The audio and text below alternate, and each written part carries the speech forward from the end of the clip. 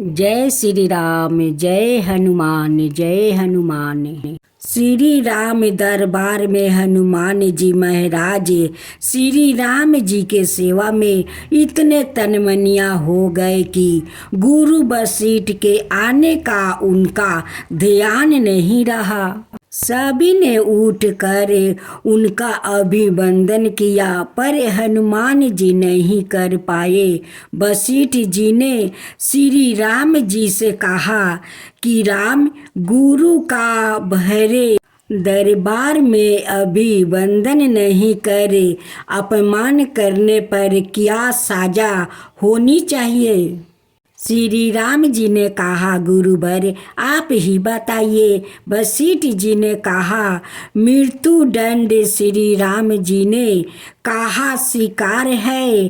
तब श्री राम जी ने कहा कि गुरुदेव आप बताइए कि यह अपराध किसने किया है। वशिष्ठ जी बोले, अगर बता दूंगा, पर राम वो तुम्हारा इतना प्रिय है कि तुम अपने आप को सजा दे दोगे, पर उसको नहीं दे पाओगे। श्री राम जी ने कहा, गुरुदेव राम के लिए सब समान है। नहीं राम, मुझे तुम्हारे ऊपर संदेह नहीं है, पर तुम्हें दंड के परिपूर्ण होने पर संदेह है। अत यदि तुम यह विश्वास दिलाते हो कि तुम सवाए उसे मृत्यु के दंड अपने अभोग बाण से दोगे, तो ही मैं अपराधी का नाम बताऊंगा कि कौन अपराध किया है। श्री राम जी ने पुनः अपना संकल्प व्यक्त कर दिया। तब वशिष्ठ जी ने बताया कि यह अपराध हनुमान जी ने किया है। हनुमान जी ने भी स्वीकार कर लिया।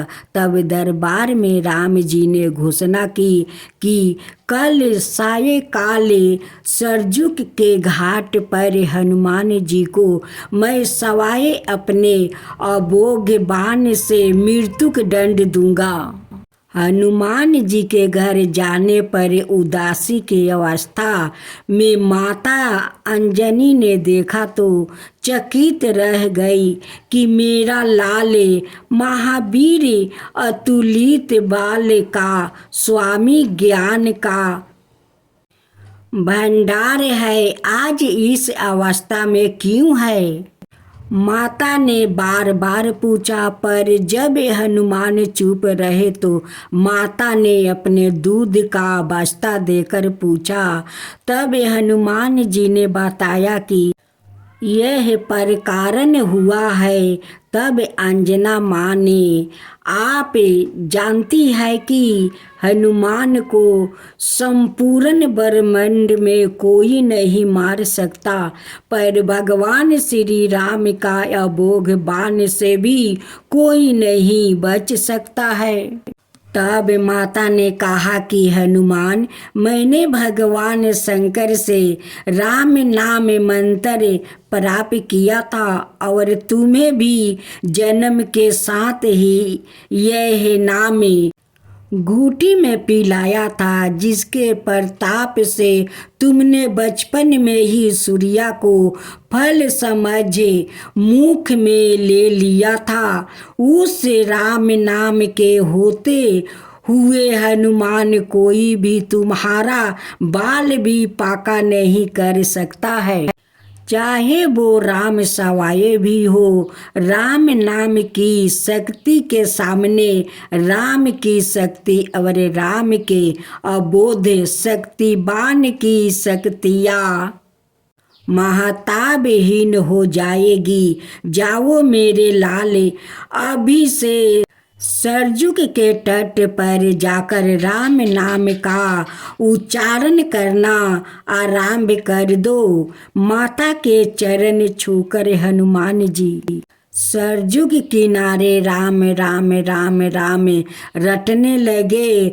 सायंकाल राम अपने संपूर्ण दरबार सहित सरजू तट आए। सबको कौतूहल था कि क्या राम हनुमान को साजा देंगे। पर जब श्री राम ने बार बार राम बाण अपने महान शक्तिधारी अमोघ शक्ति बाण चलाए, पर हनुमान जी के ऊपर उनका कोई असर नहीं हुआ। तो गुरु वशिष्ठ जी ने शंका जताई कि राम, तू अपनी पूर्ण निष्ठा से बाणों का प्रयोग कर रहे हो। तब श्री राम ने कहा, हाँ गुरुदेव, मैं गुरु के प्रति अपराधी की साजा देने को अपने बाण चला रहा हूँ। उसमें किसी भी प्रकार की चतुराई करके मैं कैसे वही अपराध कर सकता हूँ। तो तुम्हारे बाण अपना कार्य क्यों नहीं कर रहे हैं। तब श्री राम ने कहा, गुरुदेव, हनुमान राम राम की अखंड रट लगाया हुए है। मेरी शक्तियों का अस्तित्व राम नाम के प्रताप के समक्ष है, महाताबहीन हो रहा है। इसमें मेरा कोई भी प्रयास सफल नहीं हो रहा है। करुण गुरुदेव ने कहा, हे राम, आज से मैं तुम्हारे साथ तुम्हारे दरबार को त्याग कर अपने आश्रम जा रहा हूँ, जहाँ राम नाम का निरंतर जप करूँगा। जाते जाते गुरुदेव वशिष्ठ जी ने घोषणा की कि हे राम, मैं जान कर मान कर यह घोषणा कर रहा हूँ कि सवाए राम से राम का नाम 12 है। राम नाम महा अमोघ शक्तियाँ का सागर है। जो कोई जपेगा, लिखेगा, मनन करेगा, उसकी लोक कामनाएं पूर्ति होते हुए भी वो मोक्ष का भागी होगा। मैंने सारे मंत्रों की शक्तियों को राम नाम के समक्ष न्यूनतर माना है। तभी से राम से 12 राम का नाम माना जाता है। वो पत्थर भी तैर जाते हैं जिन पर श्री राम का नाम लिखा रहता है। माँ सीता की जय हो, माँ सीता की जय हो। यह कहानी सीता माता कहती थी और श्री राम इसे सुना करते थे। एक दिन श्री राम भगवान को किसी काम के लिए बाहर जाना पड़ा। तो सीता माता कहने लगी कि भगवान, मेरा तो 12 बरस का नित नियम है। अब आप बाहर जाएंगे तो मैं अपनी कहानी किसे सुनाऊंगी। श्री राम ने कहा कि तुम कुएं की पल पर जाकर बैठना जाना और वहाँ जो औरत पानी भरने आएगी उन्हें अपनी कहानी सुना देना। सीता माता कुएं की पल पर जाकर बैठ जाती है। एक स्त्री आई, उसने रेशम की जरी की साड़ी पहन रखी थी और सोने का घारा ले रखा था। सीता माता उसे देख कहती है कि बहन, मेरे 12 बरस का नित नियम सुन लो। पर वो स्त्री बोली कि मैं तुम्हारी नित नियम सुनूंगी तो मुझे घर जाने में देर हो जाएगी और मेरी सासू मुझसे लड़ेगी। उसने कहानी नहीं सुनी और चली गई। उसकी रेशम जरी की साड़ी फट गई, सोने का घारा मिट्टी के घड़े में बदल गया। सास ने देखा तो पूछा कि यह किसका दोष अपने सिर पर लेकर आ गई है। बहू ने कहा कि कुएं पर एक औरत बैठी थी, उसने कहानी सुनने के लिए कहा, लेकिन मैंने सुनी नहीं, जिसका कारण यह फल मिला है। बहू की बात सुनकर अगले दिन वही सारी और घारा लेकर सासू कुएं के पल पर गई।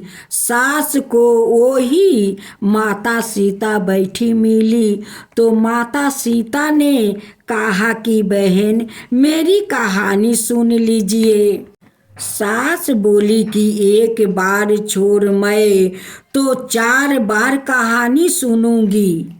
राम आए लक्ष्मण आए देश के पुजेरी आए, नीत नियम का नियम लाए, आओ राम बैठो राम, तपी रसोई जियो राम, माखन मिश्री खाओ राम, दूध बतासा पियो राम, सुत के पल का पोढ़ो राम, साला दुसाला पोढ़ो राम, साला दुसाला ओढ़ो राम। जब बोलो जब राम ही राम, राम संवारे सबके काम, खाली घर भंडार भरेंगे, सबका बेड़ा पार करेंगे। श्री राम जय जय श्री राम जय जय, श्री राम जय जय श्री राम जय जय। सास बोली कि बहन कहानी तो बहुत अच्छी लगी। कहानी सुनकर सास घर चली गई और उसकी साड़ी फिर से रेशम जरी की बन गई। मिट्टी का घारा फिर सोने के घड़े से बदल गया। बहू कहने लगी सासू माँ आपने ये सब कैसे किया। सास ने कहा कि बहू तू दोष लगा के आ गई थी और मैं अब दोष उतार कर आ रही हूँ। बहू ने फिर पूछा कि यह कुएं वाली स्त्री कौन है। सासू बोली कि वो सीता माता थी, वो पुराने से नया कर देती है, खाली घर भंडार भर देती है, वो लक्ष्मी जी का वास घर में कर देती है, आदमी की जो भी इच्छा हो उसे पूरा कर देती है। बहू बोली कि ऐसी कहानी मुझे भी सुना दो। सासू बोली कि ठीक है तुम भी सुनो और सास ने कहानी शुरू की। राम आए लक्ष्मण आए देश के पुजेरी आए, नीत नियम का नियम लाए, आओ राम बैठो राम, तपी रसोई जियो राम, माखन मिश्री खाओ राम, दूध बतासा पियो राम, सुत के पल का पोढ़ो राम, साला दुसाला पोढ़ो राम, साला दुसाला ओढ़ो राम। जब बोलो जब राम ही राम, राम संवारे सबके काम, खाली घर भंडार भरेंगे, सबका बेड़ा पार करेंगे। श्री राम जय जय राम। कहानी सुनकर बहू बोली कि कहानी तो बहुत अच्छी है। सास ने कहा ठीक है इस कहानी को रोज कहा करेंगे। अब सास बहू रोज सवेरे उठती, नहाती धोआती और पूजा करने के बाद नित नियम की सीता की कहानी कहती। एक दिन उनके यहाँ एक पड़ोसिन की औरत आई और बोली कि बहन जरा सी आँच देना। तो वो बोली कि आँच तो अभी हमने जलाई ही नहीं। पड़ोसन ने कहा कि तुम सुबह 4 बजे से उठकर क्या कर रही हो। फिर उन्होंने कहा कि सुबह से उठकर हम पूजा करते हैं, फिर सीता माता की नित नियम की कहानी कहते हैं। पड़ोसन ने उनकी बात सुनकर फिर कहा कि सीता माता की कहानी कहने से तुम्हें क्या मिला। वो बोली कि उनकी कहानी कहने से घर में भंडार भर जाते हैं, सारे काम सिद्ध हो जाते हैं, मन की इच्छा भी पूरी होती है। पड़ोसन कहती है कि बहन ऐसी कहानी तो मुझे भी सुना दो। फिर वो बोली कि ठीक है, तुम भी यह कहानी सुन लो। राम आए लक्ष्मण आए, देश के पुजेरी आए, नीति नियम का नियम लाए, आओ राम बैठो राम। सारी कहानी सुनने के बाद पड़ोसन कहने लगी, बहन कहानी तो मुझे बहुत अच्छी लगी। अब वो पड़ोसिन भी नीति नियम सीता माता की कहानी कहने लगी। कहानी कहने से सीता माता ने पड़ोसिन के भी भंडार भर दे दिया। अब तो पूरे मोहल्ले में नीति नियम की गाथा चल पड़ी। हर किसी की मनोकामनाएं पूर्ण होने लगी। हे सीता माता, जैसे आपने उनके भंडार भरे, वैसे ही आप हमारे भी भंडार भरना। कहानी सुनने वाले के भी और कहानी कहने वाले के भी।